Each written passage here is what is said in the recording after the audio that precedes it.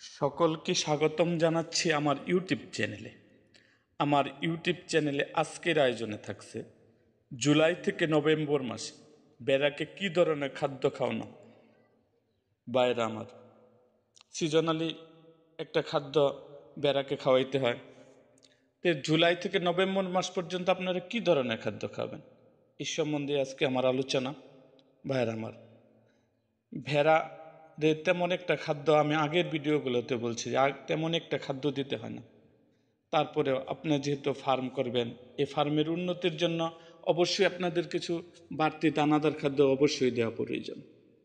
সেই জন্য ভাই এই কোন মাসে আপনারা আবহাওয়াজনিত কারণে বা অন্য কারণে কোন মাসে কি খাবার দিলে আপনার ভালো হয় এই সম্বন্ধে আমার আলোচনা। যেমন আজকে যে আলোচনাটা করব জুলাই থেকে নভেম্বর পর্যন্ত যে আপনি ভেড়াকে কি কি খাদ্য দেবেন। সকাল ও রাতে 100 থেকে 150 গ্রাম শুকনো খড়,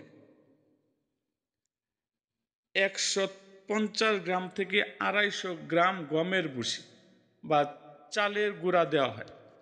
আপনারা এই সকালে ও রাত্রে 100 থেকে 150 গ্রাম দেবেন শুকনো খড়, তার সাথে 150 থেকে 250 গ্রাম গমের ভুসি বা চালের কুড়া, এটা আপনার মিক্স করে ভেড়াকে খেতে দিবেন। তাহলে আপনার ভেড়া অনেক উন্নতি হবে। আর ভেড়া পালন সম্বন্ধে যদি কোনো কিছু জানার আগ্রহ থাকে অবশ্যই আমার কমেন্টে জানাবেন। আর আপনারা যারা আমার নতুনরা আমার অবশ্যই আমার চ্যানেলটাকে সাবস্ক্রাইব করুন এবং পাশে থাকা বেল আইকনটি বাজিয়ে দিন।